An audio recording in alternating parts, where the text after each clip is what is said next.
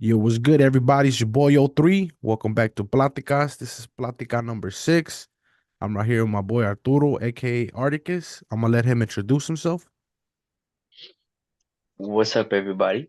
It's Arturo, aka Articus.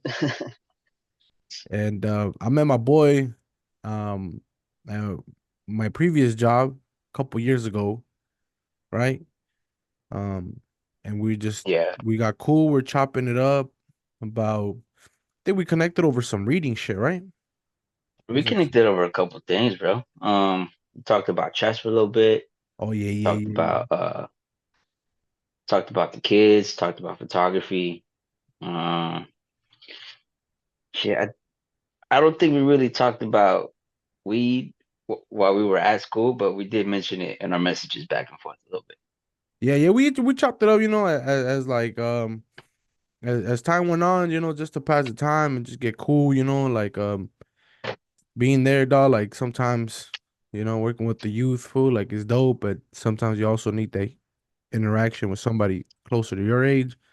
Yeah, And my boy Arturo was one of those fools that I got real cool with, and we just chopped it up, kept in contact, back and forth. When I was still on social media, we would share each other like funny ass videos. Um, Big fan of his photography and shit. We'll get into that a little bit later.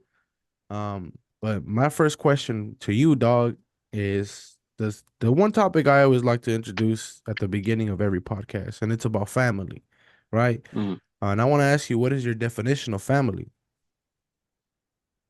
My definition of family, um, like you know how in the dictionary you have a word and it's got like several different meanings, Simon? so that's that's honestly the way I look at everything. Like everything has levels to it, everything has a range, a spectrum, if you will. But for the most part, it's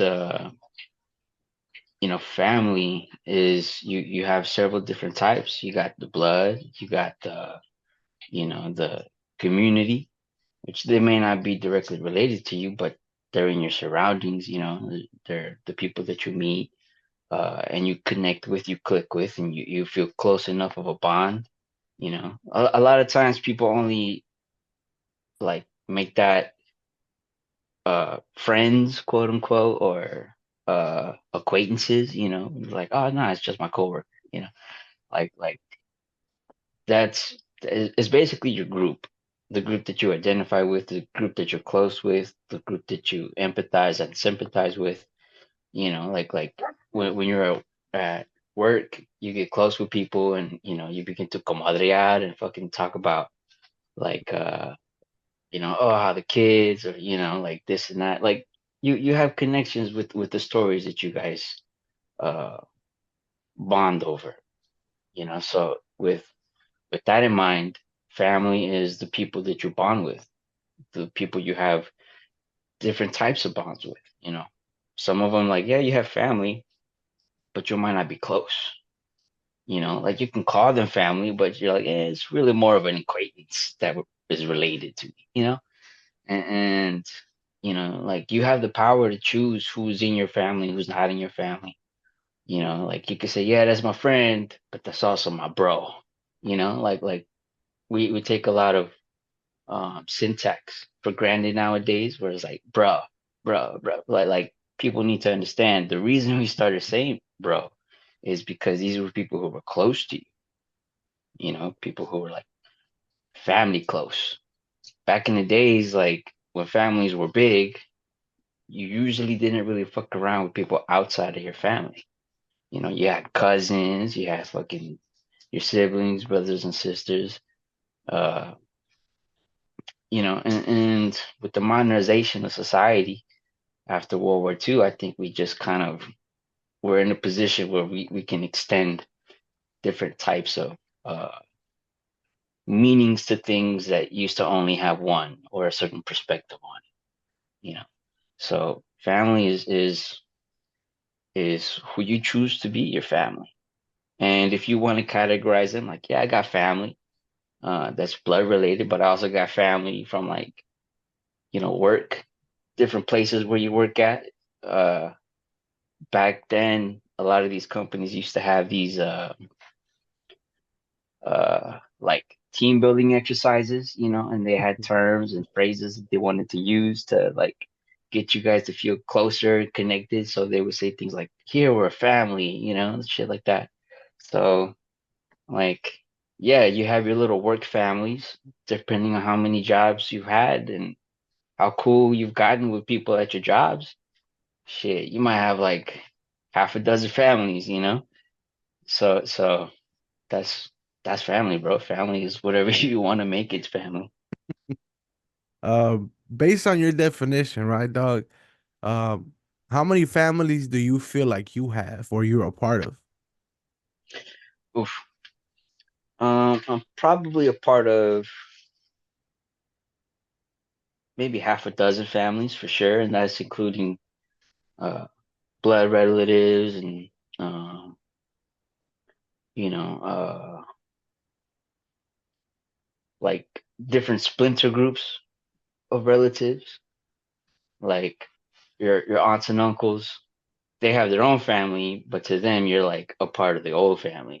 So that's all cross connected. Like my sisters and their families, I'm a part of their families, plural, where it's like we're not all one big family. We all kind of just hit our own different directions and stuff.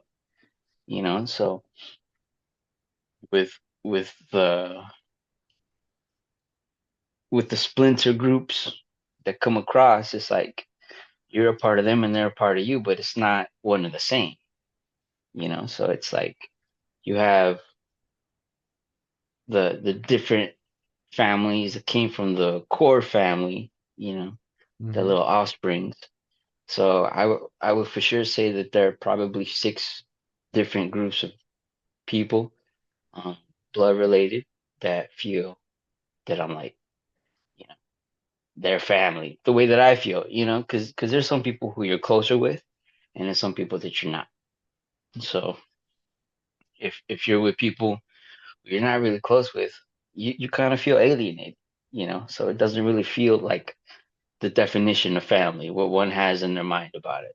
So um, I could say for sure six, and from my perspective, I I got maybe 100, because I got a lot of good friends and even good acquaintances, different people from work, like I said, who even though we don't talk anymore, like you wish them well and you wish them the best, and they were part of the best part of whatever it is that you were doing, like at school, your high school friends versus your middle school friends. At that time they were the best people who were in it with you, so it's like, oh yeah, my friends from middle school, depending how close you feel like you guys were back then, like, oh, they were my bros. It's like, damn, so that's a family right there, a family that has lost touch, has gone in separate ways, but nonetheless, because of the memories, it's still there, in your mind. You still exist as a part of that family. I don't know if that makes any kind of sense. No, that makes perfect sense, dog. Yeah, like if I look at it like that, I never actually looked at it like that. I just but we kind of all see it in different ways. Like, oh, I got my friend group, my family, my blood related family, and then all that. But I like how you broke it down, dog. Like it's like every you have the splinters, right? The splinter families and stuff like that. Mm, The different sections or of your own actual family, dog. And you put it in different. You know what I'm saying? Because like for me, I'm cool with my cousins that are related from my mom's side, but then I also have cousins from my dad's side. You know what I'm saying? And right. they don't interact or whatever. They probably don't even know they exist or whatever. You know what I'm saying? Mm. So that's dope. That's a cool little definition and a good way to view family. Have you ever because I know you like to read and shit like that. Have you ever came across Dunbar's number? Nah, man, I have it. Is uh is that I'm sorry, man. What kind of book is it? Nah, so Dunbar's number, dog, is the theory, dog, or I forgot how I don't know if it's a theory or it's like something that uh like is out there, dog, in the communication world or in the social world where a human can only have 150 solid friends or acquaintances, right? Oh yeah, yeah, yeah. So Yeah, we, and I mean, I know what it is you're talking about, you know what I'm talking about, right? and yeah, yeah, like there's a formula, I guess, that this guy used, if I'm not mistaken. I'm just going off the top of my head if this is what I heard, from my reading from before. Because yeah, that does sound familiar, and what I understand from it is that there's a formula, because there's a certain amount of hours in a day versus a certain amount of hours that someone spends to themselves, and the time that they spend like doing what they have to do, which is work or whatever. Like you only have a remaining or a certain number of hours or time throughout the day that you can dedicate to certain people, Exactly. and if you were to dedicate like 1 hour to one person, 1 hour to, like have quality time that makes those bonds legitimate, like you have a limit of 150 people that you could actively maintain those bonds with versus being only nice to everybody else. Yeah. So I like that because he says I think we know 1,000 people, right? We know 1,000 people. Out of Hmm. those 1,000 people, we probably have like some kind of relationship with 500, and out of those 500, we only have like a real solid relationship with 150, right? Which is that magic number, and I know that that magic number they use it in the military, dog. They use it in different like businesses and different work settings. And then out of those 150, I forgot what was the next number, but eventually it comes down to like five, and that you only have five like real down ass fucking homies, fool, like five Yeah. fools that you know everything about, that you could have a uh that you spend the like that formula, you spend the most amount of time talking to them, right? And it's only five. Hmm. So when people say, "Oh, I could count my homies in one hand," that's exactly like where's that referring to? That saying. Uh, Yeah. but to tie it back to the whole family, like yeah, poor family might be like fucking 1,000 people. Fool, we might be spread out throughout the world, whether we're from Mexico or Salvador, Guatemala, or like Europe, fool, or Africa, wherever. Have 1,000 Hmm. people, but out of those 1,000 people in our family, how many of those are actually like fools that we hit up either through WhatsApp or fucking Facebook or all those social media platforms, or we live with them? You know what I'm saying? Yeah. So yeah, dog, like that having six different families within the core family, dog. I don't know. It would probably take me like probably like a day or two to try to figure that out, to explain my experience based on the way you look at it. But that's Hmm. dope, dog. So out of these six families, right? Yeah. How is your relationship with each one of them? Um, it varies, and six is just like more of an estimate. The number's probably a little higher as far as like you said, you have from the 150 down to like 25 down to like five. Like, out of those six, they would be out of the group of 25, Mm-hmm. Yeah, where they're like, yeah, we esteem each other very much, and there's love and respect there because of precedents, blood relations. Um, but there are also people that you don't know as much as you think you know about. Like there's certain things, like there's people who uh like your elders, like your aunts and uncles and older cousins. They're like probably 10, 15 years older than you. Like they exist in a different realm. It's not very often that well, I mean, like everyone's different, but in my experience, it's not very often that you go running around with a crazy ass cousin that's like 15, 20 years older than you. Um, well, actually, hold on. I do have one cousin who's crazy, but he's chill now. No, no, no. Yeah, so I think that might depend on life circumstances, dog. Yeah, of course. Like this is a little bit off the subject, but like the logo on my photography thing, it's the like you've seen it, right? It's the Yeah. square or the rhombus because it's more like diamond on its corner, and the triangle and the two circles, right? They all represent something, and to me, that's my formula for life. So it's like the way I look at life, which is why I designed it that way. I was inspired by God, what's this group called? I can't think of their name right now, but they had two circles and a triangle.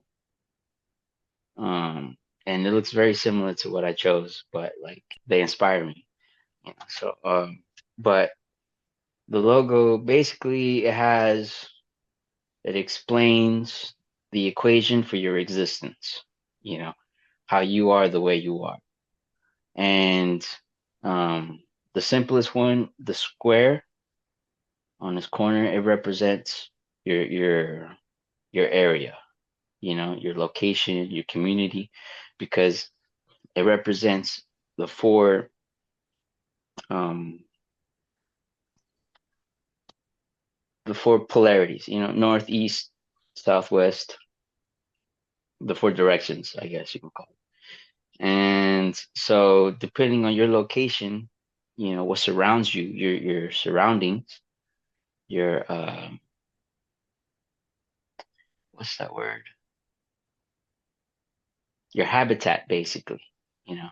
It explains like the area you grew up in, how you're raised. Not how you're raised, but like the area you're raised in. So that affects you, right? Then you have the two circles, and the two circles represent the feminine and the masculine, right? Like you and I have talked about esoteric meaning and other shit like that. So I know you understand what it is that I'm getting at with the male and Yeah, feminine. that's why I'm laughing, dog. 'Cause it's something that like it's hard to explain to people, dog. You just gotta know to know, man. Exactly, exactly. You got to read up on it, you know. Um, so and that's what it represents on a couple different levels as far as male and female. It's where you come from, you know. How are people made basically? How are babies made? How are people Yeah, made? A cre man and a woman, right? You creation, know. dog. So it basically represents your mom and your dad, not only in their physical influence on you, because maybe their physical influence is the lack of their uh uh influence on you. You know, maybe your mom's not there, maybe your dad's not there. So like their absence affects you still. So, you know, people always forget that. But so it represents how they raise you, and it also represents genetically, you know, your genes from your moms and your genes from your dad. Maybe you were born tall, maybe you was born short, you know, maybe you're light skinned, maybe you're dark skinned. But those are factors that equate into you not only being perceived by society in the outside world, but also how you perceive yourself. You know, like I'm short, bro. Like I'm 5'5", and like genetically, you know, like I always think of it like this. It's like if God made me as good looking as I am and tall, shit, all these motherfuckers have no chance. You know, he Yeah. when he made me, he was like, "Damn, Arturo, I gotta tone you down a little bit, bro. You gonna have, you know, you're gonna take everything. It's not fair." So, and that's basically what it is. Like the way you come out because of your genetics affects the way that you view the world. And you know, you using skin tone and height is making light of it, but at the same time, it's like imagine you're born with only one arm, bro. You know, you see the world a little different.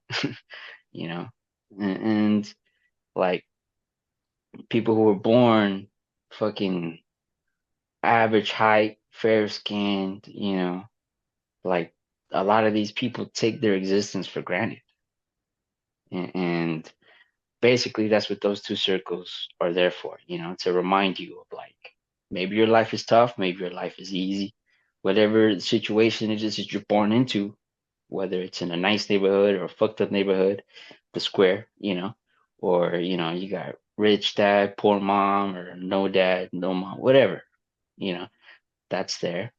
And then finally, the last thing is the triangle.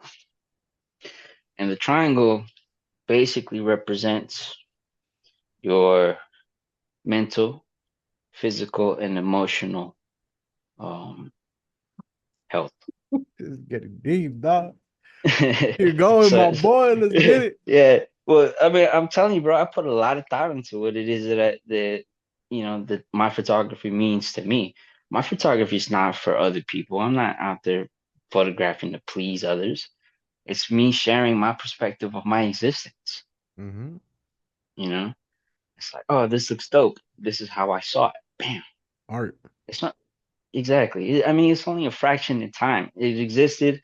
You might see other sunsets that look similar to the ones that I've, photographed. But to me, that's a once in a fucking gazillion lifetime type of, sunset. They're all different. They all have their uniqueness. Maybe it's only in the date that they were taken, but shit, it was special, you know? Um, but yeah, so the triangle is your mental self, your physical self, and your emotional self. So um you got to try to be healthy in all aspects. Your mind, right? You can't be poisoning other people. You can't be poisoning yourself. Your body, you want to be able to do things. You want. I mean, I'm not saying you got to get ripped. You got to be a gym rat, but take care of yourself. You know, like in my family, there's a precursor for diabetes. Yeah. So like, I gotta think about that shit. I mean, you wouldn't look at me because I'm not like unhealthy looking, but you never know with people, the predisposition of your your genetic existence has a lot to do with your current existence. So you got to be as healthy to yourself as possible. I'm not saying you got to go fucking vegan and all this other shit. Enjoy life at the same time, You got to make it worth your while. Shit, I just had a shot of fucking tequila before we got on. Alcohol is bad for you. It does kill brain cells. But you know what? They're either gonna stay or they're gonna go. You know, use it or lose it. Fucking, I don't know. Like we got plenty to spare. It's not like we're using all our cells all at the same time. We're But at least regener go ahead. Yeah, no, we're regenerating them constantly. There's only a few we can't remake, but that's a gradual thing. And whether you try to be super healthy or not, it's gonna happen. You're gonna lose those brain cells. You're gonna lose the fucking physical abilities of reaction time and all that other shit. Like it's inevitable. It's a part of growing old. It's a part of being mortal. Hey, but at least you made the conscious decision, you know?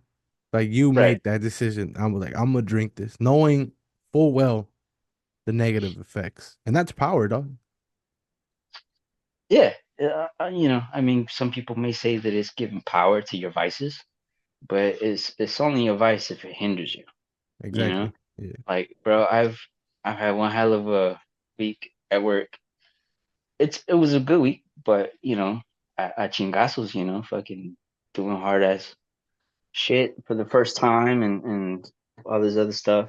And like I told you before, I kind of smashed my hand at work, so it's like, fuck, I really want to be able to allow myself to enjoy this because, um, you know, in a situation or feeling a certain way, you know, where it's like, I think that this will feel good. And right now at the moment, I need to feel good. That's my prerogative, you know? And then like I'm not over here taking the whole fucking bottle. I've only had one shot. Yeah. I'm chilling, you know? Like I do feel a little bit better. I'll probably have another one in a little bit, but that's about it, bro. Like I'm not out here getting wasted like I used to fucking 15, 10 years ago, you know? Like la cosa es tranquila.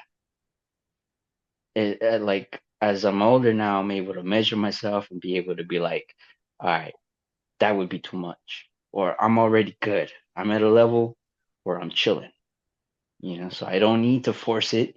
There's no one to impress. There's nothing that's like, Yeah. because most of the time, like, let's be honest, if we was out drinking in the club, we was throwing them back because we was trying to show off that, yeah, we can hold our liquor.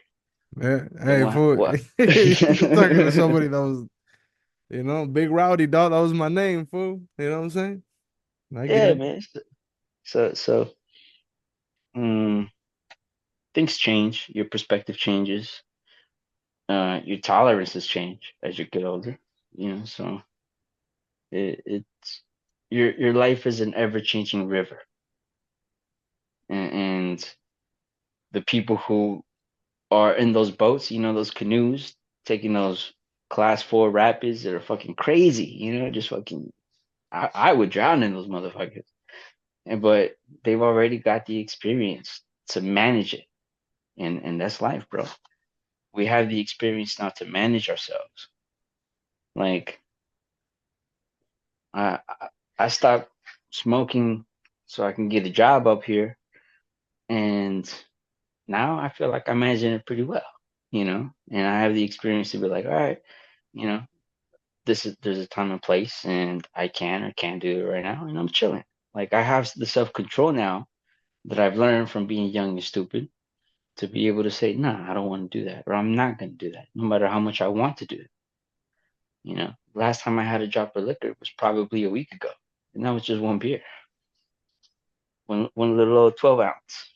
Didn't do shit, you know. So Yeah. Uh, so like right now, I'm making the call to have a little bit of liquor, 2, maybe 3 shots at the most. But that's control. That's having mastery over oneself.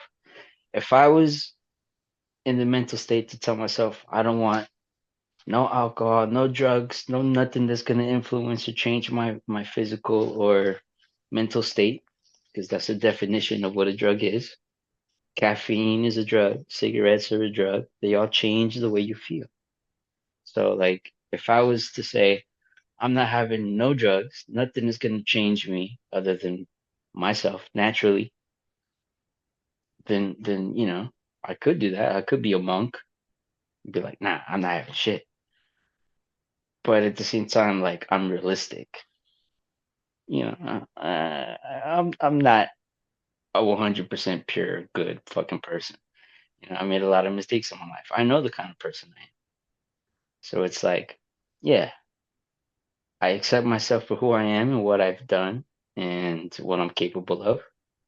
And right now, I'm capable of taking another drink, but I'm also aware of what I've done in the past where I've taken too many drinks. So it's because of that that I'm gonna say I'm not gonna take a whole lot of drinks, you know. And that's experience. That's learning from it. That's wisdom. that's the triangle, dog. Exactly. That's the health. That's crazy, dog. I was just talking on my job about my my decision to go sober, dog. Like I don't I'm last year I went 5 months sober. That was like the longest I've done since I was like a teenager, fool. Yeah. And Congrats on that, man. then like I broke that shit, dog. Drank for a little couple, like September, October I drank like once. Hmm. November I drank once. But ever since like mid-November I haven't drank since. I mean, there's a lot of variables to Hmm. explain why I don't feel like I need a drink, but just like a part of me wants to go sober forever, Mm-hmm. but there's always that one fucking like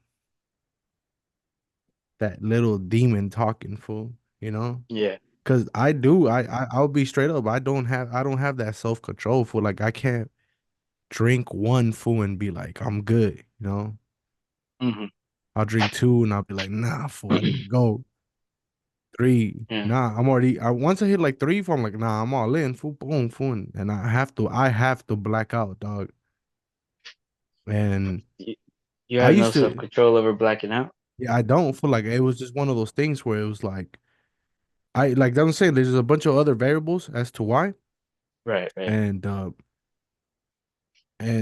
I guess my self control like has gotten a lot better. Like I feel like I'm way more disciplined now, but I Mm-hmm. did so much work to understand, you know, like the root of everything that now if I do drink, like I don't want to drink, you know what I'm saying? But I don't want to go full sober, but I know I have to. It's like a weird dynamic, dog, you know what I'm saying? Where it's like Yeah. I know I made a lot of mistakes in the past, but I still want to drink, you know, Mm-hmm. and I'm in a weird place right now where it's like, do I go sober for the rest of my life? I know for a fact I'm not gonna smoke weed anymore. Mm-hmm. Like alcohol is like boom, the final fucking that's it, dog. The You know what I'm last saying? boss. It's the last boss, food. Well, Yeah. not the last boss is food, dog. Cause that's a whole different addiction for me, you know? Yeah. But alcohol, at least in terms of like the substance that it's categorized in, because food is something else, right? Right. Alcohol is like, yeah, like that for like that's what I'm saying. It's powerful to be like, okay, I'm only gonna have one or two or three. You know, I can't do that, dog. I've tried to do it in Mm-hmm. the past, but I feel so incomplete, fool. Like I feel like unfulfilled, and then the next day, Yeah, yeah, yeah. boom, fool, I just you know what I'm saying, dog. So I You say applaud you fuck for it. that. Yeah, I just say fucking. I was like, nah, fool. Yesterday I felt unfulfilled. Let me fucking go all in today, dog. You know. So Look, I'll yeah, power. scratch that itch. Yeah, yeah. So all props to you, my boy, because that shit is it's props. Like it's you know what I'm saying. It's cool, fool. You know, and I like the Mm, thank you, concept man. of the way you broke down that logo, fool. Like that shit is literally it's a masterpiece, my boy. It's a fucking masterpiece. When did this fucking thought of this logo come up, or what was the fucking the beginning? When did you come up with the concept? Was that the original concept? Let me know, dog. Fill me in, homie. Uh, well, like, cause I have been wanting to start my photography business, and I was like, you know, I don't really want to change my logo. I just want to have something that's just gonna be like there, for as long as the business is running, that's a logo for it. So, uh, I mean, I guess you could say that it's like I wanted to have the logo represent the company because the company represents me, the photographer. And it's gonna be something like a lot of people are out there and they put just their name, the whole fucking name is like O3 uh, photography, dog. no, but I mean that's simple, that's not too bad. But like some people put like Ophelia Gutierrez photography, and it's like that's ostentatious, in my opinion. So it's like you got to keep it simple, and you got to make it something that it's like of us, because a logo is a first impression type of thing, Mm-hmm. you know, and you want it to you want it to stand out, which is why I didn't put Arturo, last name photography. Like I wanted to have something different. The reason I chose Articus is because of Spartacus. You know the story of Spartacus, right? I mean, I don't know the story, but I've heard of the name Spartacus. Yeah. Okay, yeah. So Spartacus is basically a slave gladiator in Roman times who led an uprising, you know, and like that to me stood out. Like you, because in our conversations that we've had before, we talked about like fighting against the system and how it is that you actually make, you know, something like that a reality. And it's like you don't just go and fucking protest the fucking day. Like you gotta find a way to control the system. So Spartacus did that the way that he created the uprising, and that's why he was like almost successful. So uh, I wanted it to have similar annotations as far as like the what's it called? Just the field, of general photography, or at least photography in general, the direction it was going in. Like a lot of photographers today are um, a little ignorant of composition and certain rules. And it's like they think they're Picasso right off the bat, and it's like, nah, Picasso knew all the rules first. He mastered the rules. Then he started bending and breaking them at his will. He became a master of them. You got to master that shit first. And a lot of people are like just going around the fucking obstacle, of following the rules and understanding them. It's really about like understanding that you know what it is that you're fucking doing, right? So I felt that a lot of people weren't, or at least the um what's it called? The field, was going the direction of just being sloppy and accepting whatever because it was all HDR, high definition rendition or some shit like that. So I was like, nah, I'm gonna be a little bit more classically trained, which is actually being rebellious against the current state, you know. Uh, but I know I'm being long-winded about that shit, but That's cool. like I said, I put a lot of thought into it. So like this is part of the thinking process. It's only a part of the thinking process. Like the formula, of life. I was out there meditating and shit in the woods, just fucking thinking about life, asking those big questions.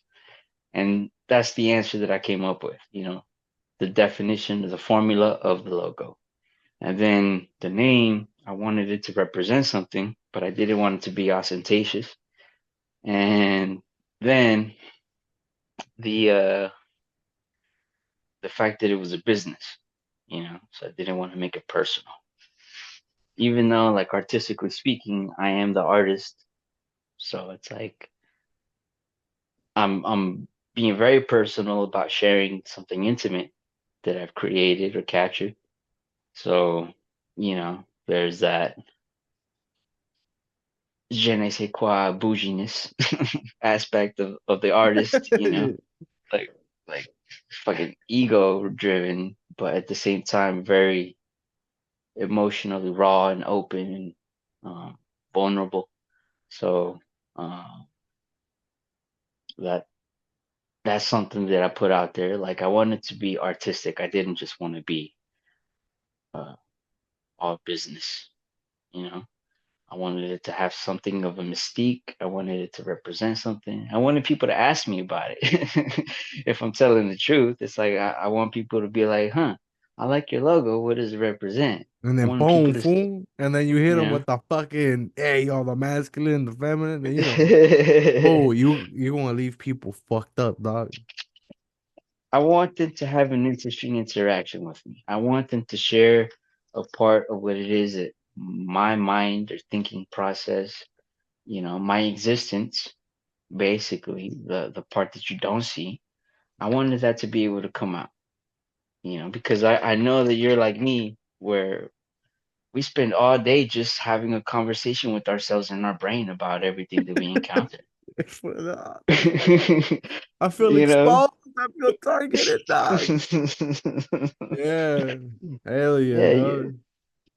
like you're because I feel that you're and again we've talked about this. You have an elevated mind state so where you can understand a lot of other stuff. It's not foreign to you.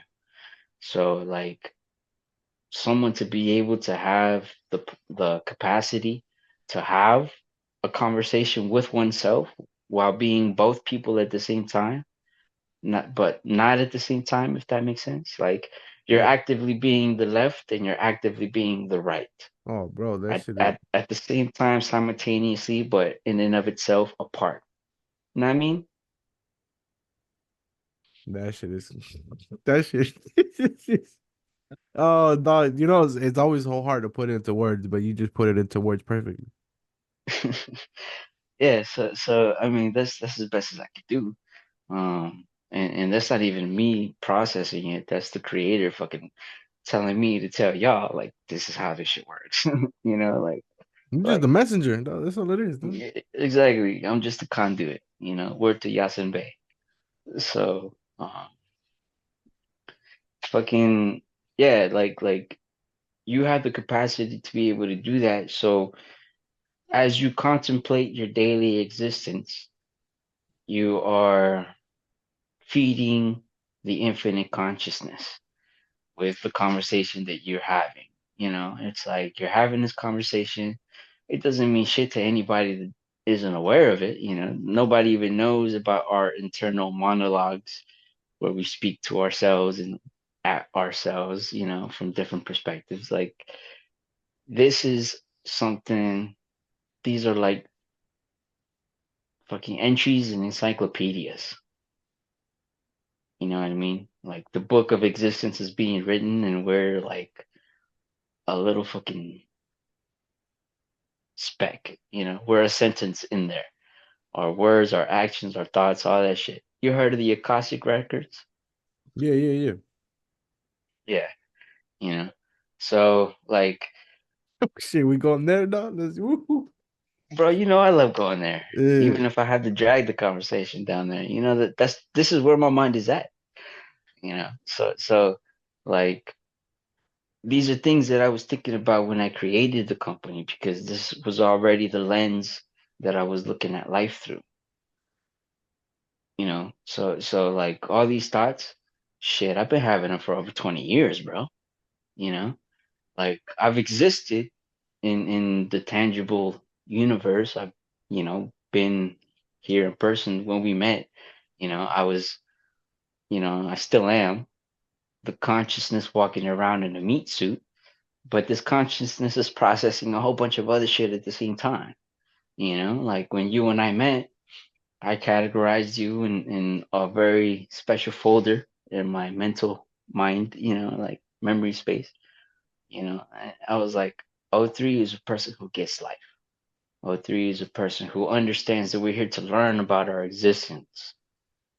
And no matter what point you're at in the journey, it's like real recognize real. I knew that you were here, like with your eyes open and shit, you know?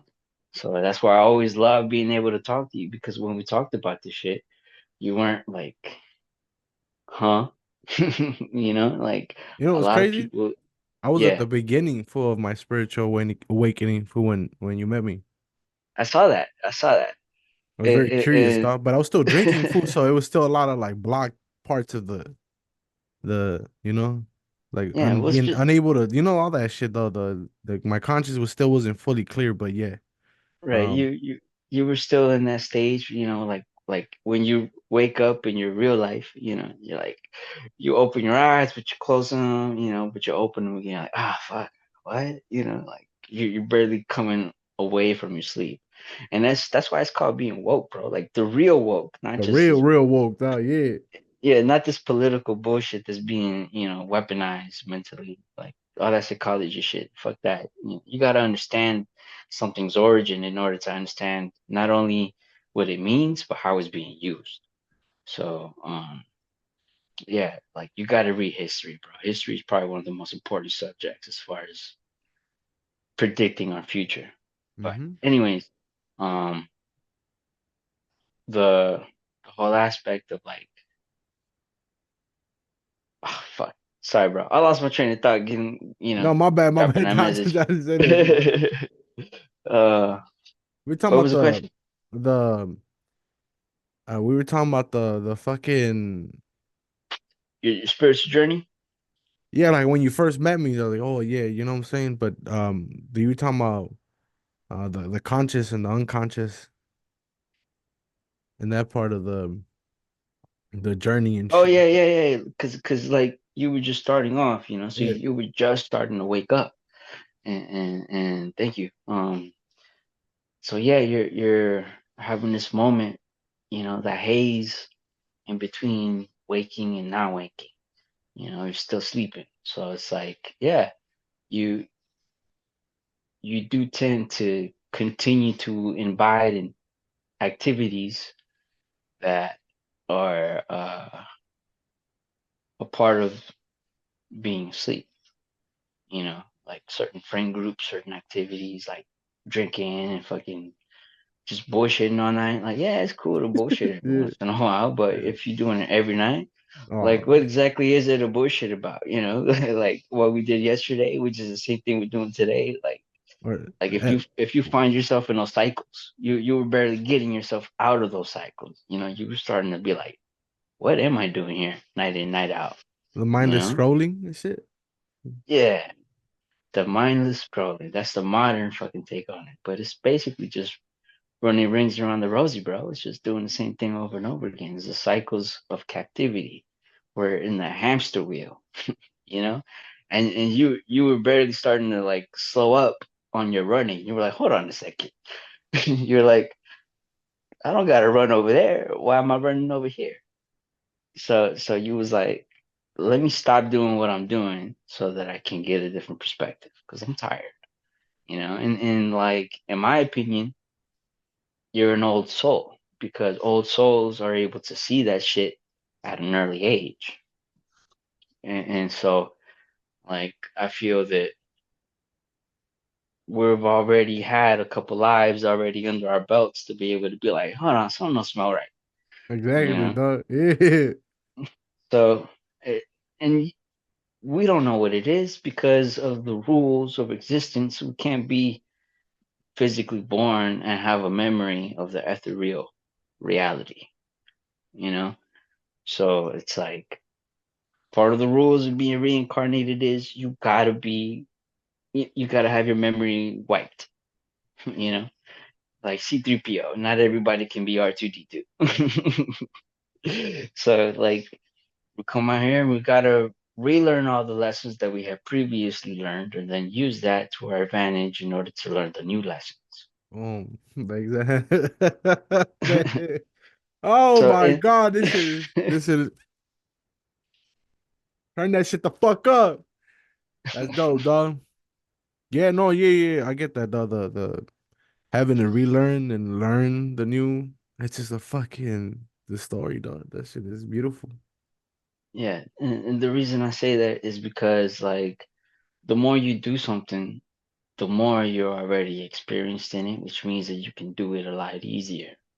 So if we learn certain lessons over and over and over again, well, shit, by this time we're already at the point where we're kind of waking up early on, you know, and like, hold on, this feels familiar. I already know how to do this shit. So hold on, you know, the familiarity with it because of our previous experience with it is what gives us pause and helps us wake up earlier than other people. And then we got to turn around and help other motherfuckers wake up because that's what happens when you know when you get your stripes.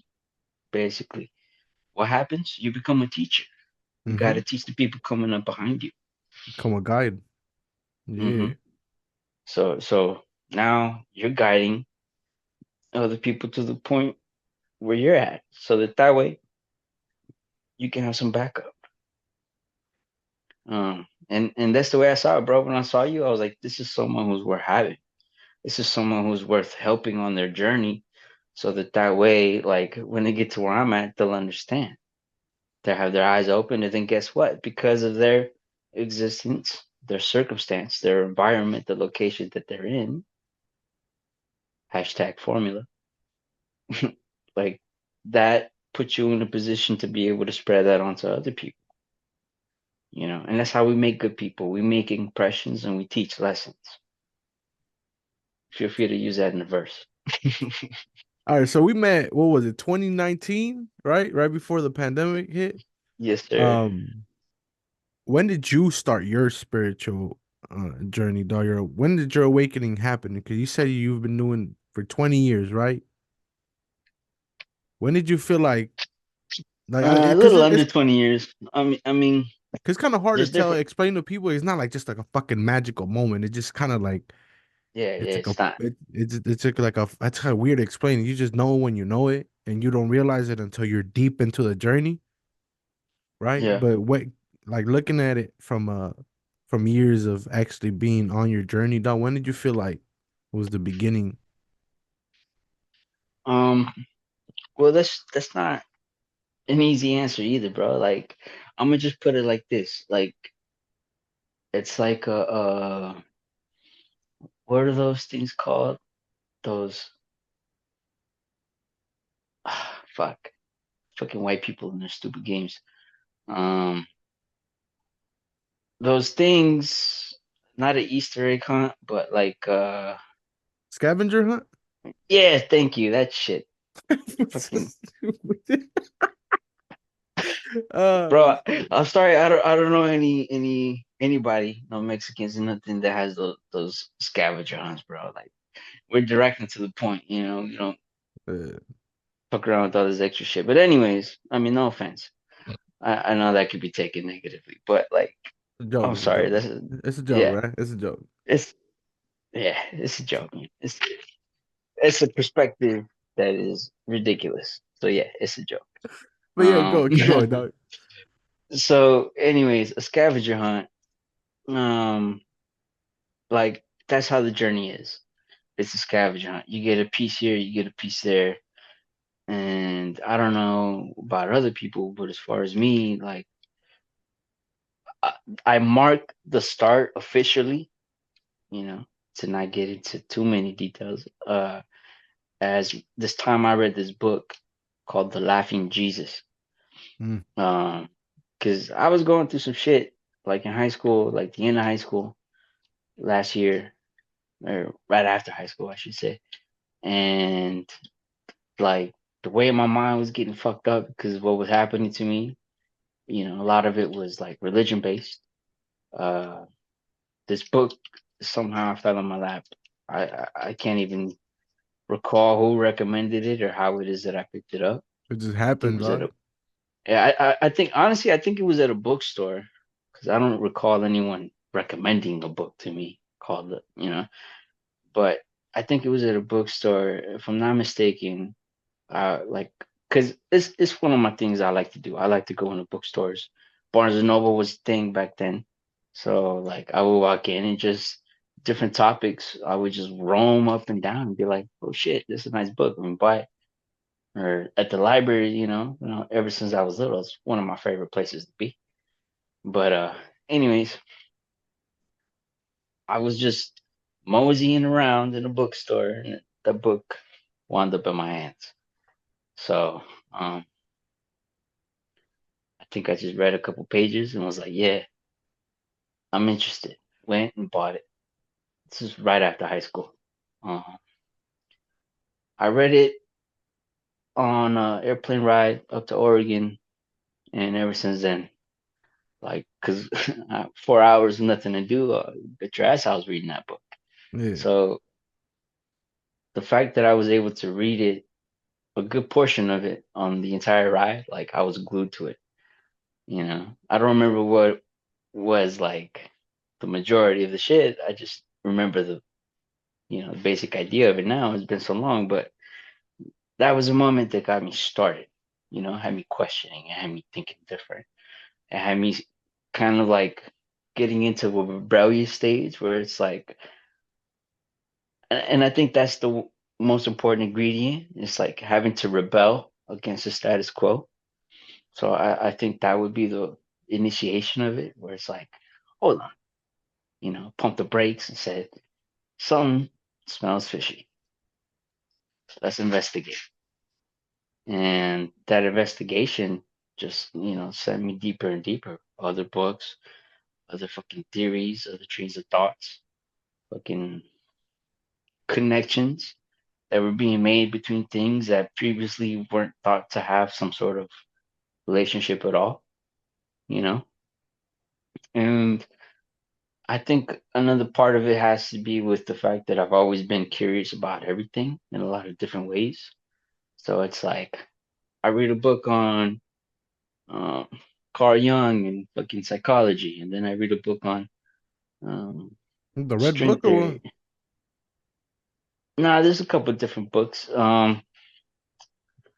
The book from Carl Jung that I had read, uh, shit. I've been trying to read the red book, dog, by Carl Jung. You know Nah, what I'm, you know what I'm talking about, right? to be honest, nah, man. I might be thinking of something else, but tell I me think what it's it is called you're the thinking red of. book, fool. I don't know what it is, but I think it is the red book, fool, where he talks about the ego and shit like that. Oh, um, yeah, his theory on it, he talks about it in a lot of different ways. Um, there's more than one book from Carl Jung on the ego, and that's because that was his lifelong study. So he was not ego itself, but just No, yeah, yeah, yeah. the space that ego exists, and that's Mm-hmm. in the mind of man. So that's what he was exploring, the mental cave. So ego is something that he encountered several times because ego is a very powerful fucking thing. It's something that is difficult to see and understand and very easy to give into. So he had to do a lot of work in order to be able to like say, holy shit, this is something that exists. It's like the Sasquatch. Carl Jung actually found the real Sasquatch, which is ego in the mind of man. So he he wrote a lot on the subject because he was pointing it out. He's like, this is one of the mental illnesses that man suffers from: overindulgence of one's ego, which coincidentally is part of the reason why previously, pre World War II, there was such a male dominated fucking form of existing because ego is a male thing. You know, we were talking about male and female earlier. Ego is one of the things of man, not the feminine, but man, male, that unchecked grows into such a huge state, which is why it was so present, and which is why it was something that he fought against so hard because it's like man has to control his ego first before he can take the next step. Mm-hmm. So yeah, I think the book you're talking about is the book that is exclusively related to the ego. Um, We have to but talk about that like offline or something. I don't wanna yeah, like I don't have the access to the stuff right now, I don't wanna go on and the I, internet and look it up right now. But yeah, we'll talk about it offline and shit. But yeah, Carl Jung. Boom. yeah, his exposition on the state of man's mind, just it was something else that helped. And being able to pull those things and having the capacity to entertain multiple thoughts at the same time, like, well, what about this? What about this? Huh? Hold on, I see some similarities. Let's stand them together and see what it is we come up with. The like I said, the connectedness of existence, um, different realms. So if you have something you're thinking about, feel free to mix it up with something else. See what perspective you get out of the combination. That's why, like, if you are having a tough time, maybe you should step out of your own shoes and look at yourself from a different perspective, away from, being emotional, um, like emotionally driven. You got to look at yourself in an unemotional way, just like judge yourself without having any favoritism to being positive or negative about yourself. A lot of times depression will have us feeling down because we're telling ourselves, oh, we ain't shit. you know. So like you got to be able to take that. Okay, we already said that. That's on the right side. Now let's go to the exact opposite of this, which is, yo, you the shit. I'm the greatest, dog. That's what I tell myself every Exactly. morning, dog. I'm the greatest. Yes. So being completely unfavoring of either the good or bad. Mm-hmm. Like yeah, Yeah. sometimes you feel like you're the shit, but you know what? Honestly, you're not. You're being ego driven. Tone it down a little bit. Be a little humble. Mm-hmm. And in between that, being ego driven and also being too humble, where you're negative on yourself, you got to find a happy medium. Get balanced. Understand the existence of the range in which you can exist, and put yourself in a position where you feel fulfilled.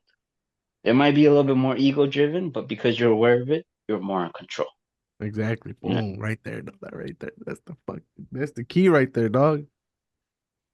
That's the which is fucking what it's an exercise I want to do with you real quick. Let's do As it, far fool. as like I'm ready, dog. your What's cracking? yeah, well, you're drinking. Like you said, there's that little voice that tells you, yeah, keep going, keep going. Like do do you do like visualization of the voice? Is it the little devil and the little angel? Like, do you see that going on with you, or how do you see that affecting you?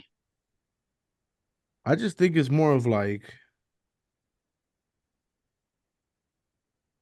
I picture it reminds me of well, there's two things for like the first one, it's about the fun, quote unquote, that I will have, right? Because most of the time I'd be out and about with the homies when a lot of the times that was how I would supposedly vent or like let go of things throughout the week. While And you it's were intoxicated. yeah, yeah, when I was intoxicated, it was like, yeah, if I'm a drink, because I mean I would only do it on the weekends, but it would be like to the max where I'd be drinking like 20 plus beers or whatever. Hmm. And I picture that fun or those good times and be like, I'm not having those times with anything else right now. Maybe I should, you know what I'm saying? I haven't, and then which leads to the other part, which I haven't found what fun is to me anymore. It would because like making music food to me is fun. But I was Hmm. already doing that before. Food, like I've been doing that for even before I became like drinking like that. It just drinking got in Getting the rowdy. way. Yeah, yeah. Before the rowdy shit, I was already doing music, fool. But it was the drinking got in the way, fool, of fulfilling my full potential with that. So Hmm. it's like I miss the fun and I picture myself having fun, but then I also like look at it like, damn, fool, I wasted a lot of time, doing this. And then Hmm. to top it off, I haven't found that fun, that other fun besides music.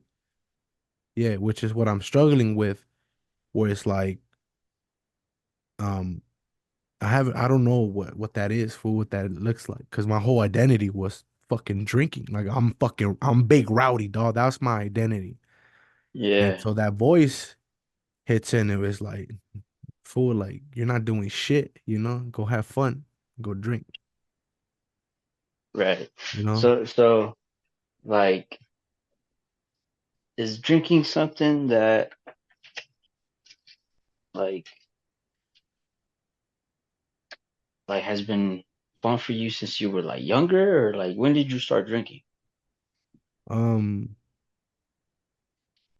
Well, the initial thought of drinking started when I was a kid, right? Because I went to the root of this, dog. I went to the root to the beginning as to why I started drinking, and it was because I wanted to be cool, and it was a cultural thing, right? Right. And then when I first started drinking, like started dabbling with it, like in seventh, eighth grade, um, it was that for like to try to fit in, to try to be cool, and it was to try to like put on this image for that I was like, yeah, I'm from fucking South Central, dog. Like I'm fucking this, and that, to try to Hmm. hide the fact that I was like a fucking book smart motherfucker, dog. You know? Right. And I'm so assuming I'm assuming because of the crowd, right? Because you're yeah, yeah, surrounded. yeah. Yeah, because I didn't go to middle school in the hood. For I went to school. I went to a magnet school, Thomas Starr King Middle School, out in like Silver Lake area. And so like it was still like a public school, but like all the Mm-hmm. Echo Park kids would go there. So all my homies were from Echo Park, but I was from South Central. But I Mm-hmm. wanted to be like a rebel kid, fool. But I just know that I wasn't me. So I kept Cause trying harder and harder and harder, dog, to try to be this fucking person that I wasn't. And that's why I started smoking. That's why I started drinking, you yeah. know? But then Now, if go ahead, go ahead. What you gonna ask? yeah, real quick, when you were drinking and smoking, like when you started it with your Echo Park friend, Yeah, yeah, yeah. Well, like those that crowd over there, dog. The drinking was kind right? of like it was more of like we would like steal a beer from a party fool or some shit, you know, like a family Uh-huh. party, and then like drink it in the cup fool, and then go get another one, and then shit like that. Uh, that it Yeah. was started like but it's the smoking was more with the Echo Park friends. The drinking was more like my older cousins because I wanted to be like them too, you know. Right, right, They right. were all about They're that rowdy shit influenced too. on you. Yeah, yeah, yeah. Yeah. Mm-hmm. So I was easily influenceful because I couldn't people I always felt like I couldn't understand people. Like it was easier for me to understand other people than for people to understand me. You know, my Yeah. thought as a kid. Um and so that's why I started. But the reason why it became a problem is because like trying to uphold that image, fool, like you build up that tolerance, right? Yeah. And so it just starts derailing everything around you, fool. Like, when I was in college, fool, I was in a fraternity, dog. Like, so it was fucked up, drinking Yeah. all A the lot of time. mm-hmm. You know what I'm saying? Then I came back, and then it was like at that point where it was like peaking, fool. And 2018 was probably the worst year of my drinking, dog. You feel me? But You by were then, it's already an issue, fool. By then, it's already because it's no longer about being cool, fool, or being fucking or a cultural thing. At that point, it's a fucking issue, dog. right. And in order to like say that it wasn't an issue, I created this persona called Big Rowdy Dog, and the whole Stay Rowdy Dog, the clothing brand, that was to try to like that was another continuation of trying to play up that I was from the hood and shit like that.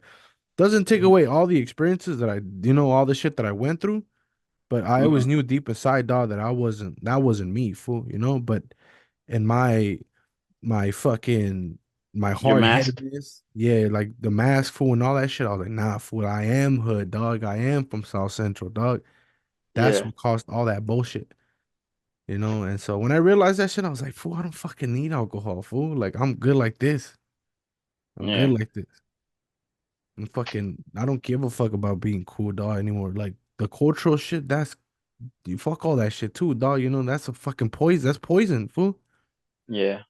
Like saying that Mexicans drink all the time and then seeing that shit all in family parties. And then now you see like all the fucking I don't throw my pops, I love my pops, but seeing my pops now and seeing all my tios fool after years of like just drinking fool, like just worn down in their 60s. Mm-hmm. I don't Mm-hmm. want to be like that, dog. There you go. You know what I'm So saying? that's yeah. So that's the genetics. You know, Yeah. you seeing what's going on with your mom and pops. Like you see your pops and your uncles, like your male influences. You know, you see because they're older than you, whereas that you would be heading if you followed them. So you said, hold up. Yeah. um, Yeah. and I would say that like your the connection between your big rowdy persona and drinking is something that like because in your mind you made it acceptable because of your family history, it's like okay, drinking is good, right? Yeah, exactly. So that's not a problem. And then because of your influences, your environment, your older cousins, he was like, I'm trying to be initiated too. I'm trying to get in on this. I'm trying to be connected to my family. So yeah, I'm down. Boom. Yep, That's exactly. that's that reinforcement. And then you're like the Echo Park people having an influence on you because of the fact that you wanted to represent something to them because Yeah, you because wasn't from there. yeah, because they're from Echo Park, fool, and at that time, Echo Park was like at the beginning of their gentrification. So Mm. there was still a lot of hood elements. For a lot of these fools are like they looked and dressed like me, but they were just from Echo Park. But then they would hear that I'm from South Central, but I'm in the magnet program, right? Mm-hmm. That doesn't magnet program and South Central don't. That's not stereotypically two things that are put in the same sentence, you know? Yeah, so you were like kind of an oddball. You were like, oh shit, this is Yeah, something strange and new. You know, yeah. this is something that doesn't belong here. Like, And I didn't let's want to fit investigate. out. I wanted to fit in, dog. You know, I always wanted to fit in. That's always Yeah, been my biggest issue. I've always wanted to fit in. yeah. Like part of the way you fit in is by standing out, and you do that with your big rowdy persona.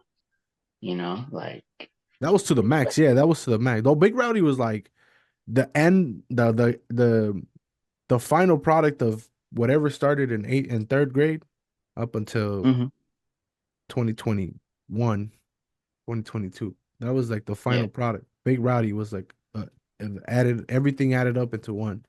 What it had like the drinking and the rowdy side, but then it had little bits and pieces of like the intellectual and the fucking entrepreneurial mind and shit like that. It was all wrapped into one.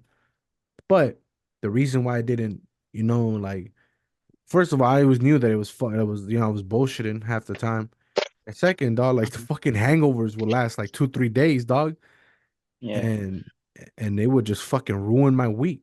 It would just ruin my week. And then boom, boom, and then week could come up. It was just like a vicious cycle, dog. yeah. And then all of a sudden you're like, holy shit, it's Friday again. Exactly. You Yeah. still haven't recovered, but you're like, Yeah. fuck, it's Friday. I gotta do my Friday thing, you know, and Yeah. that means getting fucking hella plastered. Yeah. And then Yeah, people hit me up like, what's up for what you doing, dog? Like, hey, fool, fuck it, yeah, dog. Let's boop, boop, boop, And the next thing you know, dog, we're at fucking El Pato, dog, over there. And I don't know if you ever been out here for, but there's a view right here in like Boyle Heights area, dog, where you can see downtown. Now we're there, fool. Now we're at a brewery. Now we're fucking all over the city, fool, drinking, dog. Like, you know what I'm saying? And yeah, it was like I'm saying, that's what when I visualize what fun is to me, well, what I think fun was, because it's not fun if you look at it from a different perspective. But at the time, I thought that was fun. yeah. That was your definition of doing fun things. Yeah. And that's what I picture. That's what I visualize. Like, damn, like I should be doing that. And that's what the voice in my head is like. Because that's the comfort side, because I know where that's at. I still haven't hmm found a replacement for that. Like, Mm, you know what I'm saying? Like I could say, because yeah, I'm yeah, telling you, yeah, music is not. That wasn't to replace music. That was to try to like to be something for, because I didn't know how to be myself. I still haven't found that thing for me where I could be myself and feel fulfilled away from music and while I'm sober. You know what I'm saying? Because the music's hmm always gonna be there, dog. The music and the podcasting shit, that's always gonna be there. I love doing this shit. This is real. right, This is really me. I've been doing this since I was a kid, you know? But yeah, this was never like yeah, alcohol got in the way of the music and all that, the communication stuff, but I haven't found a replacement for that. And that's why it's hard for me to like picture myself doing something else and my mind drifts towards that all the time. Where it's like, damn, fool, you could be drinking for with the homies, dog, because I already know what that's gonna lead to. yeah. And Because at in that your mind, it's already the fun thing to do. yeah, because that's fun, right? In the morning, and in the moment, I'm gonna fucking feel the effects the day after, the following day, and I'm pretty sure 3 days, like Wednesday and all that.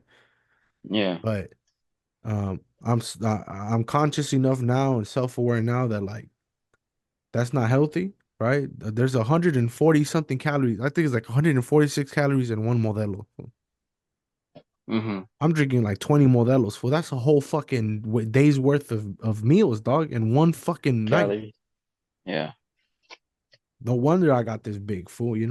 And to top it off, mm, my body composition, I was already predisposed to fucking insulin resistance. I was diabetic for a long time. yeah. Luckily I was able to reverse it and all, that like that's what I'm saying. Like That's just some hard work, I bet. that shit was that fool. That was a lot harder work, but um yeah, dog, that shit is crazy, man. It's fucking crazy. Yeah, like the hard work that you put in to, you know, being able to reverse that, like that's that's hard work, bro. Like it's not easy, but you got to do the hard work in order to be able to get to a point of success where you can say like, you know, I made it, I reached my goal, whatever. It's like having the capacity to fight against the current, because you could, it's very easy to just let yourself go. You're like, oh, fuck it, let me just keep drinking, but you made the conscious decision. Every time that thought pops into your head of like, yo, you could be drinking with the homies. The fact that you tell yourself, nah, I don't want to because of this, this, and that, boom, that's success. That's victory. Yeah. Every time you're able to be able to do that, that's a win, I feel like you know? every weekend that I don't drink, though, to me is a victory. Nice. Cause I could go the week like that was I did the work to stop drinking during the week years ago, hmm right? That was easy for him to be like, okay, well, I'm gonna just leave it for the weekend, you know. Yeah. But then the weekend came around, you was like, fuck it. Even on Sundays, fool, I would miss work on Monday a lot, you know. Uh-huh. So now my pockets would, be hurting. So you know what I'm Yeah. saying? Like everything would be affected, dog. But um, but I want to ask you a question. Like, have you ever experienced anything similar where you had to fight that, like a demon like that, or like a certain battle, like a mental battle like that? Oh yeah, cigarettes. Oof. Hands down, cigarettes is the hardest and the worst fight of them all. You Would know. you start or what, fool? Um. Shit. Well, again, hashtag formula going back to the square of my environment. Not only my dad, but all my aunts and uncles. Some aunts, not all of them, but a lot of adults in my life were smokers. You know. Um. Gradually, they ended up quitting on their own. A lot of them, and like really, the biggest influence has been my dad. Because up until recently, he just recently, I don't want to say just, but maybe a year and a half, maybe 2 years ago, he gave us smoking. Finally. So my whole life, he's been fucking smoking. And like, it just seemed like a normal, natural part of existing. So uh, that's why in my mind, it was okay to just smoke. And uh, yeah, first time I smoked was, I want to say middle school. But that was a terrible experience. The first time I ever had a cigarette, I remember it was with the neighborhood kid. And like, I don't know why, like mentally, I had probably been preparing to like smoke weed for the first time before smoking a cigarette. I guess I didn't understand that there were two separate types of smoking. So the homie X, finds a cigarette, brings it out. We find a little cut in the neighborhood block and be like, yo, hit this.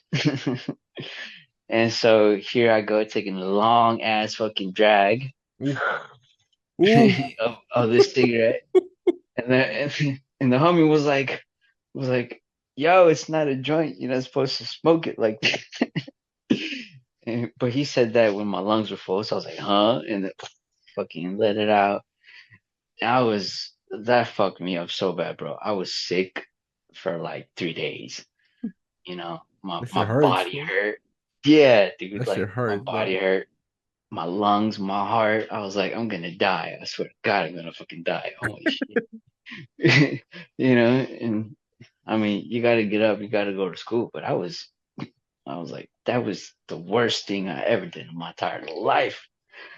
Never again. And then I was like anti-smoking for like high school.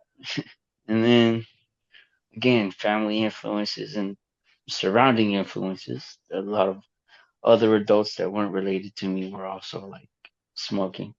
A lot of people from work. So, just like you fitting in with your friends from Eco Park, I was trying to fit in with my coworkers, trying to act older than I was. So I was like, yeah, give me a smoke, let me have a cancer stick. Trying to be cool and just like being accepted for the most part. Um, so after that, I just got used to it, you know. Getting used to it is probably like the thing where it's like, oh shit, I'm actually doing this. I'm actually fucking buying my own packs, and I'm out here fucking with my own lighter, and it's a trip. And at first, because of my previous experience not wanting to smoke, I was like, all right, I'm gonna smoke, but I'm not gonna smoke more than one a day. And then that one turned into three, and then that three turned into five, and next thing you know, I was smoking 2 packs a week. Ooh. So, and that's not when it got worse, bro. It got way worse after I met you. Bro, what the fuck, dog? 2 packs, man? A week? Yeah, dude. I mean, like keep in mind, I've known people who have smoked a pack a day. you know, um, I used to live in this trailer park, and our landlady, her name was Lou Foster, wonderful woman, but she smoked nonstop. You know, uh, you walk into her house and it smelled like The cigarette smoke walls, galore. the walls were Yeah, like smoking food. they were dark. So but like that was normal. That was something that was like, whatever. It wasn't until many, many years later that's like, oh shit, there's this thing called cancer and it's connected to all the smoking. Yeah, so it's part of the reason why a lot of my relatives ended up quitting earlier on. But yeah, so because of my previous experience with it, I was like, all right, I'm not gonna smoke a lot. I'm just gonna smoke a little. And then when I would go hang out with friends that would also smoke or at parties and shit, it becomes a chain smoking thing where it's like nonstop. You can't say no to the next one, Or you know? cigarette rotation, dog. That sounds crazy, dog. Yeah, dude. Well, like we would drink and stuff, you know. So you have this tendency to say fuck it when you drink. Oh yeah, so I know exactly what you're talking about. it's like, yeah, I already had a couple cigarettes, but fuck it, I'm gonna have another one, and like because you're in a group environment, you're with other people, and not everyone's gonna want to smoke at the same time, but everyone is gonna be influenced by everyone. So if one person smokes, bam, 4 or 5 motherfuckers are smoking, you know. And then like once that smoke is done, someone else comes up or someone wants another smoke and they light up and you know what? Fuck it. So you light up, and that's the way it goes. So it grows and grows without you having any control over it because you're not even conscious of its growth, you know? Yeah, It's dog. it's like people, you see them every day, you don't see them changing. But if you don't see someone for like 6 months and then you see them again, you're like, oh shit. You're kind of looking at them with different eyes. It's not like a second impression, but it's a different perspective of an impression that you're not used to seeing. So that's how people change on you after you haven't seen them for a while. You're like, holy shit. But if you see them every day, bro, they don't change for like 3, 4 years. you know? So it's the same thing with addictions. They change and they grow on you. You if they stick with you constantly, you don't see it. Do you And still that's what smoke right cigarettes. now? Nah. I mean, I've been hitting the vape pen recently, um, but like cigarettes, I've had a couple. I'm not gonna lie, I'm not gonna be a hypocrite, but under very very difficult circumstances where it's like fuck, my world is kind of falling apart, so I'm like just fucking, this is not gonna make a huge difference. So like, well, no, but like it's not something that has got its hold on me the way it used to. And to be honest, it's like I have two different brands in the very room that I'm standing in. They belong to my uncles because they still smoke, but I'm not gonna take them, because it's like I don't want it. I don't need it. Before, yeah, fuck, I'm stressed. Let me have a sense of relief, so let me go ahead and grab one. Bam. All right. Yeah, I do feel a little relief. It hit its mark, it scratched the itch, and I'm good. So um, it's a demon that like still exists, but it's got his leash on. You know, even before I had cigarettes, because I really only had them right now that I moved recently in Puerto, Oregon. Um, you and I met. I was smoking pretty heavily, and then probably in like 2000 was my high point, and then 2001 I was like, nah, I gotta quit. I'm smoking way too much. Or 21, 2021, I should say. 2001, yeah. So in 21, I was like, nah, it's too much. It's unhealthy. And I had already tried going cold turkey before. Didn't work. I mean, it worked, but not for very long because I know myself. I know the kind of person I am. I'm like, okay, one don't hurt. One turns into three. One turns into 10. So Así empieza, güey. yeah. So what I started doing was instead of saying no more cigarettes, period, I was like, I'm only gonna smoke certain places and certain times. If I really want to smoke, I gotta wait. You know, because I used to smoke in my car on my way to work sometimes. I would smoke one during lunch. Then I would smoke one like an hour before I have to leave. And then I would smoke one right after I clocked out. And then I smoke one on the way home.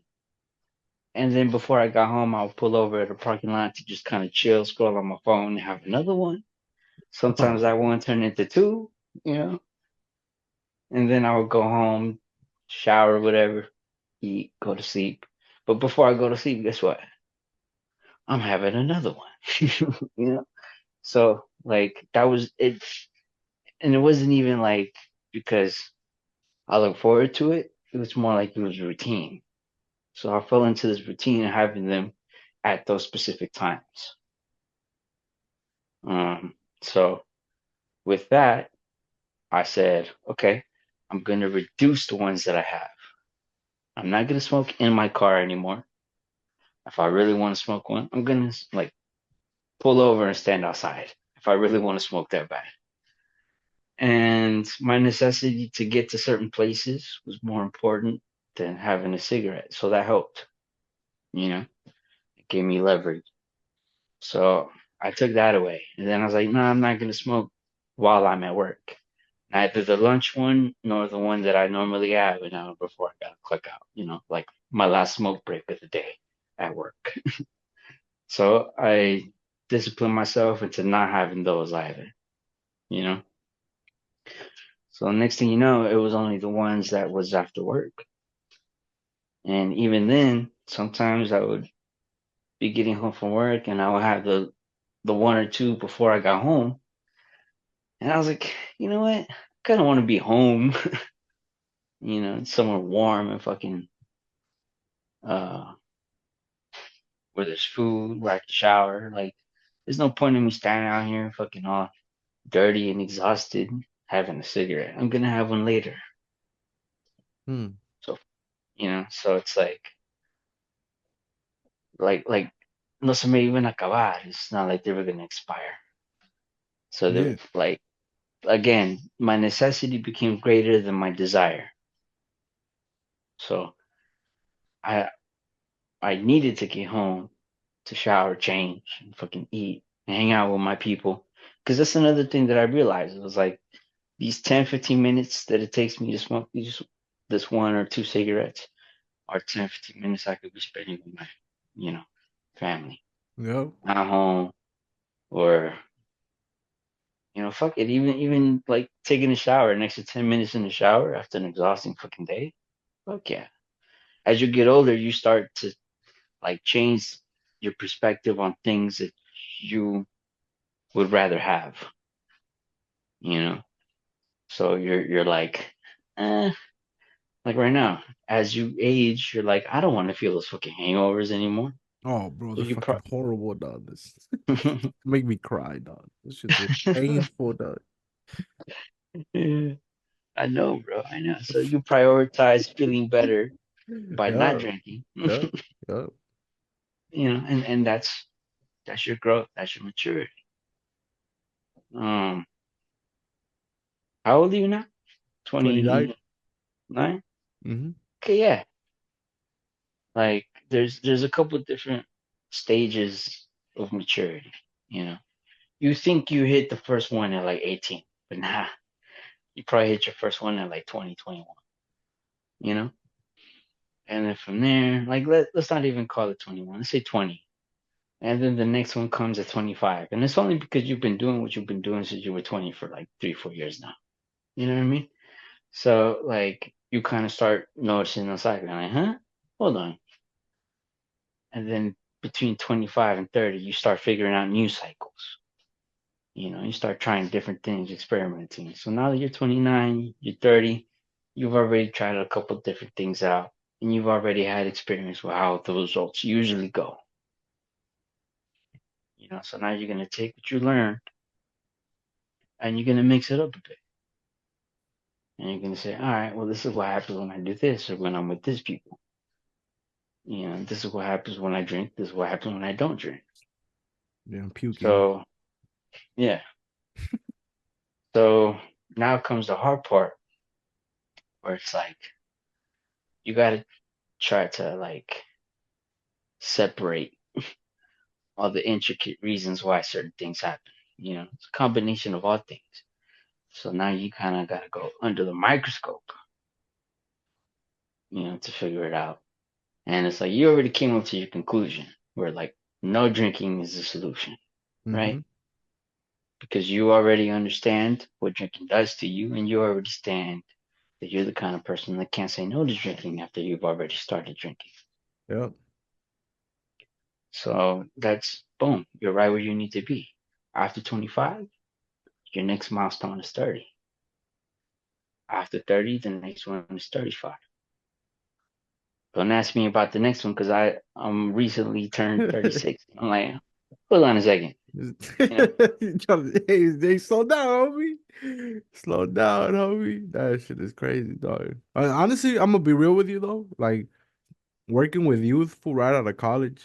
So I went to college straight out of high school. Did Hmm. the whole fraternity experience. Came back, work with youth. I feel like the end of last year and then this year, dog. Like now, these past like 2 months, I feel like where my maturity has actually started happening because well, you saw me, dog. You saw me in action. It was such a natural thing for me, dog, to work with the youth. Like Yeah, it was so you easy to definitely me. had a connection. It was so easy to me for because it was hard for me to mature, dog. Like I was still at their mental level. Age Right. wise, no. Mentally, I was still like at their age level, and that's why it was so easy for me to connect with them and so easy for me to talk to them. It was because um it was the same humor, dog. I still had the same perspective on things. I would laugh about the same, like do the same jokes. Our algorithms on social media were probably the same. And Right.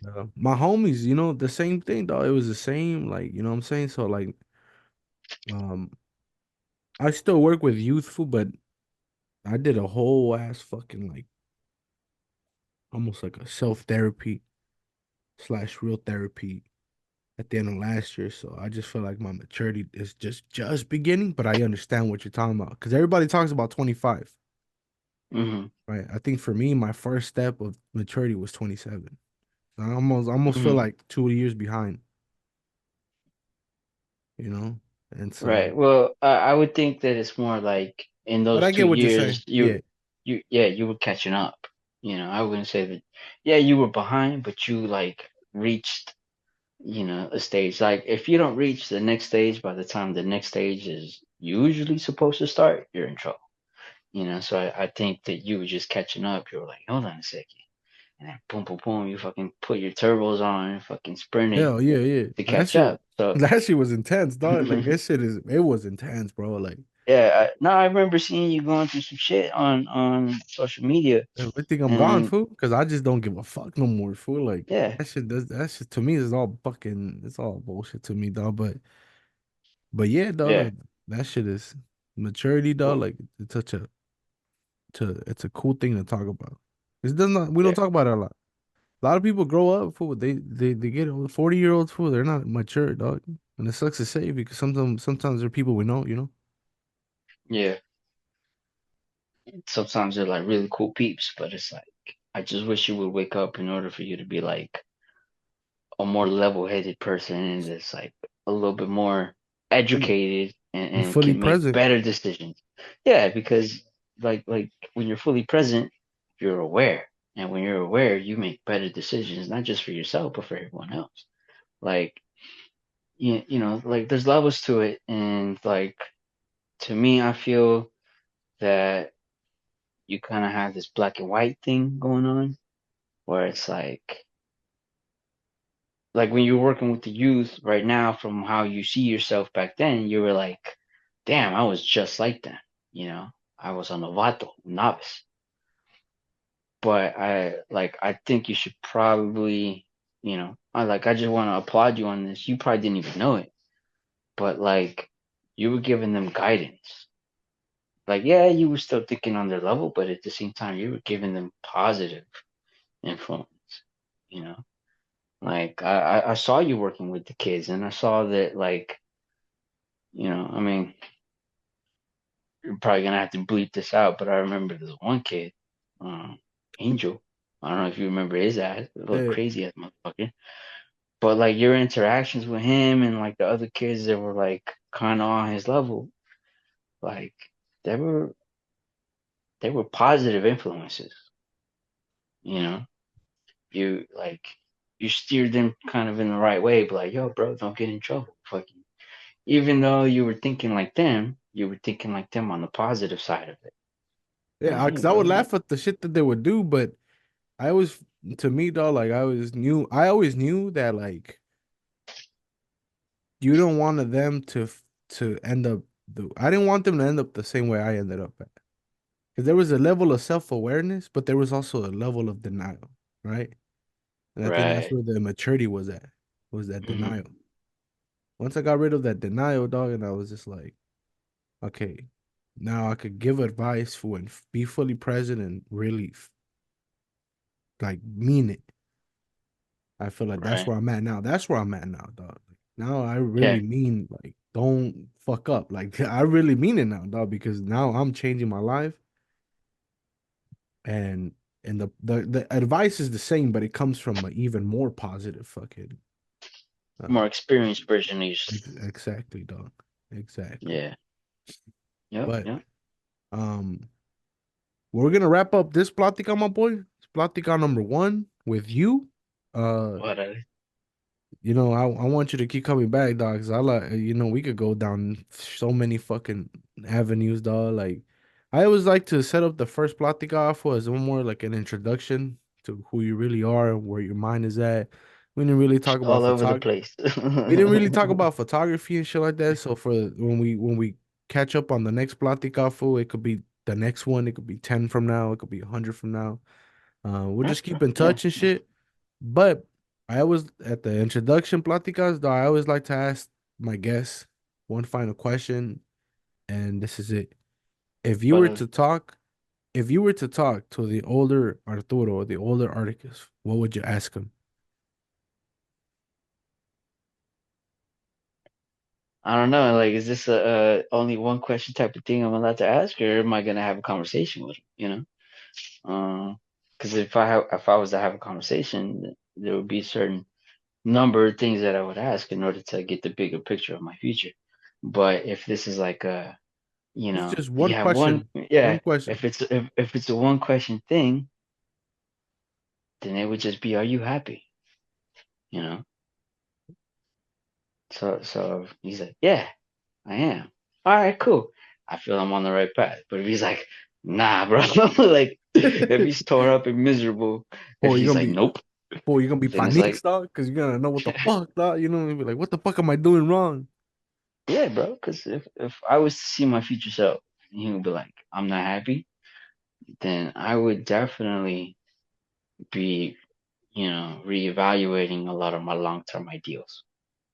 And I mean, it's that catch 22, you know? It's like you do something to yourself in the future or in the past, it ends up affecting you, you know, that cycle. So like if he says, no, I'm not happy, maybe the decisions that I make are the decisions that make me unhappy.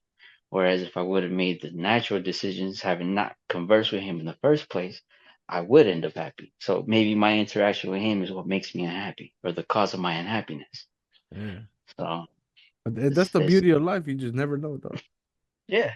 So I mean, if we keep it short, sweet, and simple, and he says, "Yeah, all right, cool."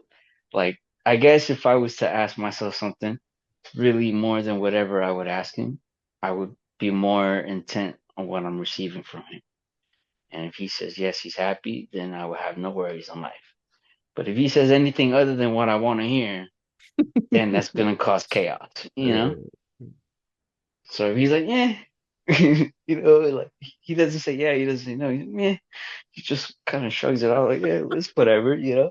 Then I'll Uh, be like, all right, I guess I'm gonna just try to make the best out of it, whatever it is that comes my way. So that oh, yeah, for turns into, man, okay, uh, you know? eh. I mean, Uh, you picture yourself talking to yourself and you ask yourself that question and he tells you like like you like go through the Hey, homie, exercises the alarm. Hey, of the getting alarms all those start ringing answers. off. The alarms start ringing. Like, now what? You said enter panique mode, dog. Like, you're reevaluating everything. Like, it's Yeah, well, yeah, that would be my question. Are you happy? I'll leave it at that. well. Thank you, my boy. Thank you for putting up to the All platica, right, dog. bro. Yeah, for Uh, sure, man. You know I got a lot so to say. Fucking nonsense and some sense. it's all sense, dog. It's all sense, dog. We're all legends here. Well, I'll invite you to another platica, dog, and we'll continue this conversation and shit.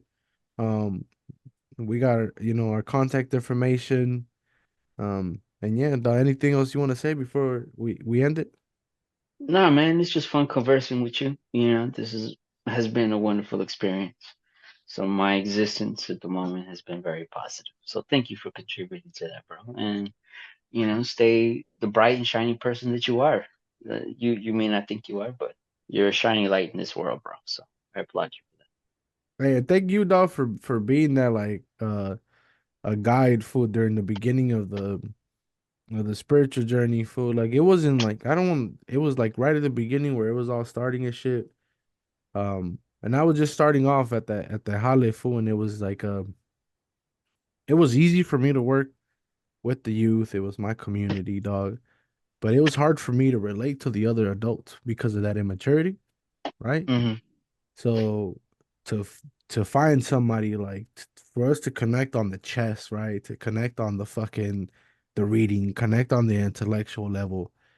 It was almost like calming, fool, to be able to because most of the time for like I always gravitate to like the hood fools, like the some of the security guards, right? The security guards for they had that hood element to them, shout out to Oh them. yeah. But you were different, fool, you're different than some of the other fucking fools that were there and shit like that. Um and it was dope, dog. It was a cool ass conversations. And then I remember because I know you mentioned this earlier on before I fucking end the plática. He talked about the rules of photography. And I remember when I was not really like starting my photography experience, but I was just like experimenting with my camera. We hmm chopped it up about it, fool, and you were like, you told me the exact same shit, fool. That's why I know you're not bullshitting because you told me the exact same was the exact same words. Learn about composition, learn about the rules, whoop woo. hmm And I was like, that when you told me that shit, I was like, yeah, I don't want to be a photographer.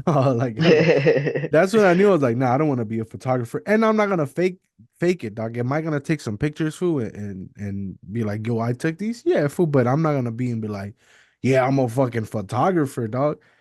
But Yeah. Yeah. Yeah. you telling me that shit was like, it was like, well, first of all, it proved to me that you know your shit, right?